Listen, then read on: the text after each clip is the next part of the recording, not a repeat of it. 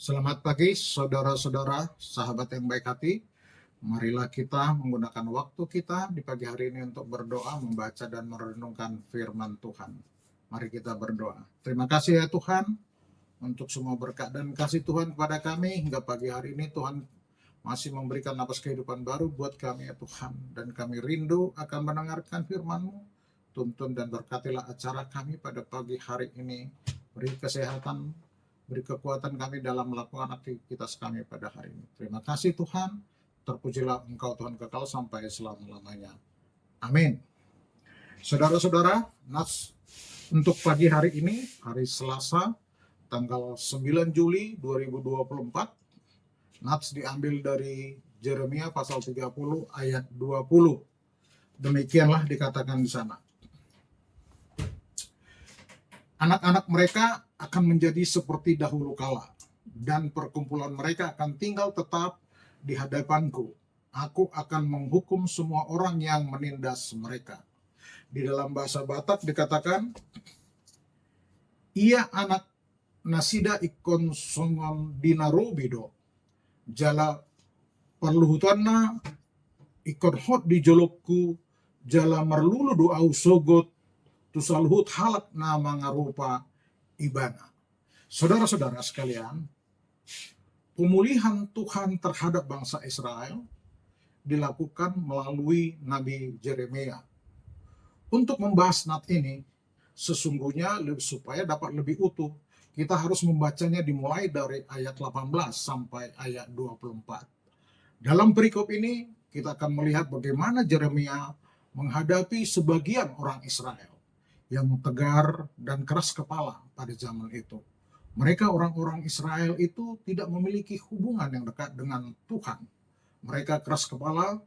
Sebagai salah satu nabi besar, Yeremia adalah hamba Allah yang menyerahkan hidupnya untuk melayani Tuhan Allah yang disembah dan dimuliakannya. Nabi Yeremia tidak pernah patah semangat. Nabi Yeremia tak henti-hentinya menyampaikan firman Tuhan kepada orang-orang Israel, umat pilihan Tuhan itu. Yeremia adalah salah satu dari 10 besar nabi Allah. Menulis firman Tuhan yang menyatakan bahwa sejatinya Allah akan memulihkan keadaan kemah-kemah Yakub. Allah akan memulihkan tenda-tenda penduduk Israel. Dan Allah akan mengasihani mereka di tempat-tempat mereka. Bahkan Allah akan membangun lagi kota itu. Yerusalem pun akan dibangun kembali di atas reruntuhannya. Kota itu akan tampak megah dan indah. Lalu puri, benteng kota dan istana raja pun akan berdiri di tempatnya semula. Karena Tuhan Allah akan membuat mereka berkembang. Jumlah anak-anak akan bertambah. Bahwa Allah akan membuat jumlah mereka tidak akan berkurang lagi. Allah akan membuat mereka menjadi sangat banyak, dihormati dan dipermuliakan. Dan mereka tidak akan dihina oleh bangsa-bangsa lagi. Saudara-saudara, menderita menjadi tawanan selama 70 tahun di Babel itu adalah penderitaan yang luar biasa, kesengsaraan yang luar biasa. Itulah yang dialami oleh bangsa Israel ketika Allah membuang mereka ke Babel. Itu terjadi karena ulah mereka sendiri yang memberontak kepada Allah. Mereka sendiri akhirnya menanggung akibat dosa dan kejahatannya. Tetapi Allah karena kebaikannya, dia tidak membiarkan umat kesayangannya itu dibinasakan dengan sia-sia oleh bangsa lain. Karena itu seiring dengan bertobatnya mereka disertai dengan seruan mereka, mereka meminta tolong kepada pemilik kehidupan mereka, yaitu Allah yang memperhatikan nasib mereka. Allah menepati janjinya, dia memulihkan Israel dengan segala keberadaannya. Allah juga menyatakan pembelaannya bagi bangsa Israel. Israel dipulihkan dan diberkati, sementara bangsa yang menindas mereka akan dihukum. Dia menyatakan kekuatan tangannya baik untuk memulihkan Israel maupun menghukum bangsa-bangsa yang membuat mereka menderita. Israel mencapai masa jayanya sebagaimana masa lampau, ya, di mana pemerintahan raja seperti Daud, Salomo, dan lain-lain. Mereka akan tinggal menetap di tanah perjanjian yang dinyatakan Tuhan kepada mereka di negeri mereka sendiri, yaitu Tuhan sudah janjikan ratusan tahun sebelumnya. Ketika mereka sudah pulang dan mendiami tanah hak milik mereka, mereka akan menyembah Allah. Sebab bait Allah yang tadinya sudah tinggal puing-puing karena dihancurkan oleh Raja Nebukadnezar akan dibangun kembali, sehingga bait Allah itu akan menjadi kebanggaan mereka kembali, karena itu adalah simbol atau tanda kehadiran Allah di tengah umat Israel. Mereka akan hidup dalam sukacita dan sukaria karena mereka merasa aman, nyaman, dan damai.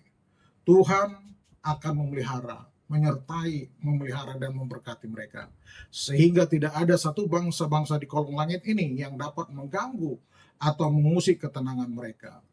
Siapa yang dapat melawan bangsa Israel, bangsa Allah? Kekuatan manusia atau Allah manakah yang dapat mengimbangi atau menyaingi Allah kita? Siapakah yang berani mempertaruhkan nyawanya melawan Allah? Dia pasti binasa. Maka Israel akan hidup tenang karena Tuhan menjadi Allah mereka, yang juga adalah Allah kita, Allah Israel di zaman baru saat ini. Israel akan dipimpin oleh anak-anak keturunan Yakub sendiri, sedangkan penindas-penindas anak-anak Allah akan dilenyapkan. Allah menyatakan semuanya itu sesuai waktunya, karena Allah telah mengatur segalanya menjadi indah dan tepat pada waktunya.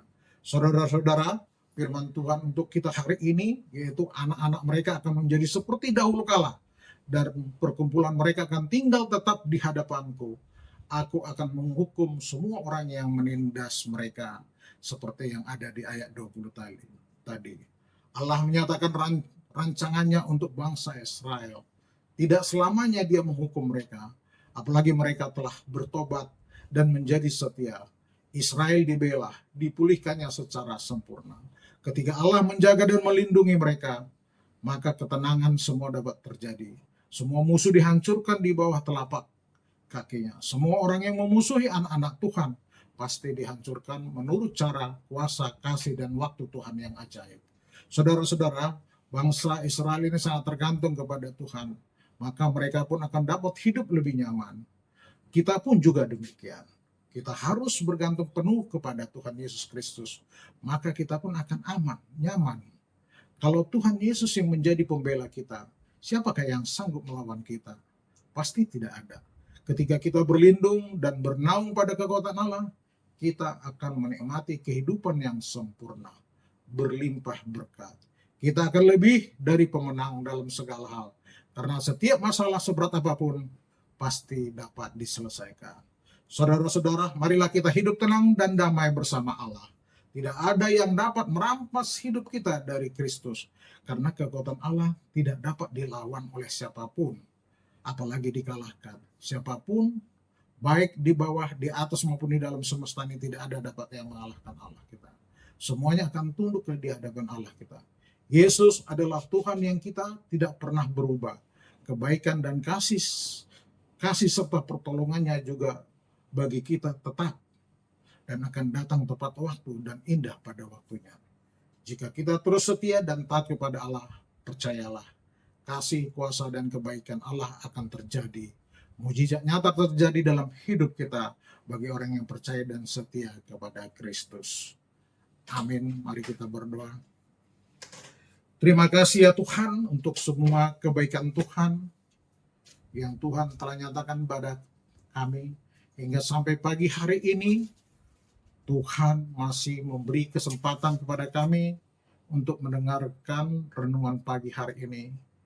Di sana Tuhan mengatakan kami harus menyerahkan hidup kami kepadamu, supaya kami dapat hidup tenang dalam menjalankan kehidupan kami sehari-hari. Terima kasih Tuhan, biarlah kami selalu besertamu dan Tuhan selalu menyertai kami. Amin. Bapa kami yang di surga, dikuduskanlah namamu, datanglah kerajaanmu. Jadilah kehendakmu di bumi seperti di surga. Berilah kami pada hari ini makanan kami yang secukupnya, dan ampunilah kami akan kesalahan kami, seperti kami juga telah mengampuni orang yang bersalah kepada kami. Dan janganlah membawa kami ke dalam pencobaan, tetapi lepaskanlah kami daripada yang jahat.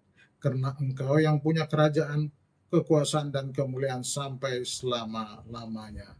Kasih anugerah daripada Yesus Kristus, kasih setia dari Allah Bapa, dan persekutuan dari Roh Kudus yang menyertai kita dahulu, sekarang, dan sampai selama-lamanya. Amin. Shalom.